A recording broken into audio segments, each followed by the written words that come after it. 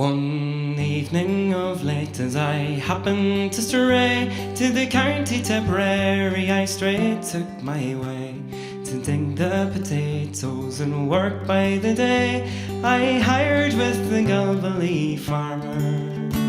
I asked him how far we were bound for to go, for the night it was dark and the cold winds to blow.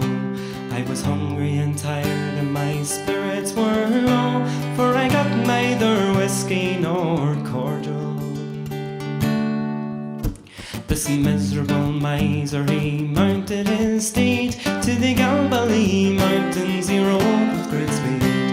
And surely I thought that my poor heart would bleed to be trudging behind that old miser.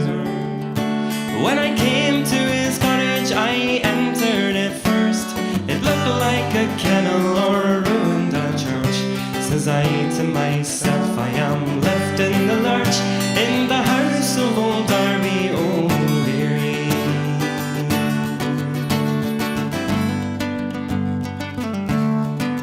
I well recollect it was Michaelmas night. To a hearty fine supper he did me invite, and a cup of sarmut that would physic a snipe. It would give you the trotting disorder, and the whittled potatoes would poison the cat, and the barn where my bed was swarming with rats.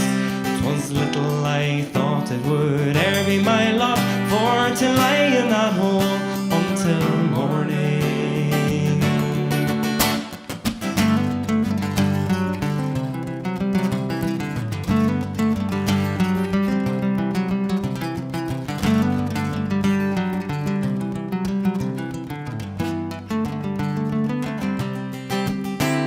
From what he had said to me, I understood that my bed in the barn, it was not very good.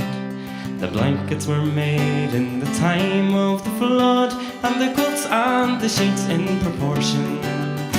'Twas on the soil miser I looked with frown when the straw was brought out for to make my shakedown, and I wished that I'd never seen Galbally town or the sky over Darby O'Leary.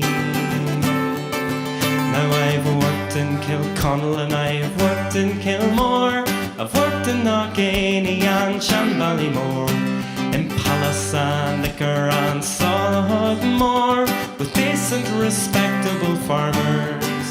And I've worked in Tipperary, the Rag and Rose Green, at the mount of Kilfickle, at the bridge of Alley.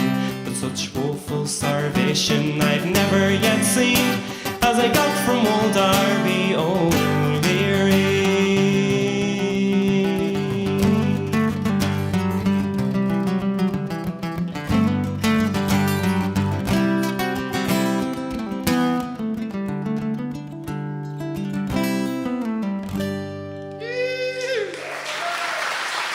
Thank you.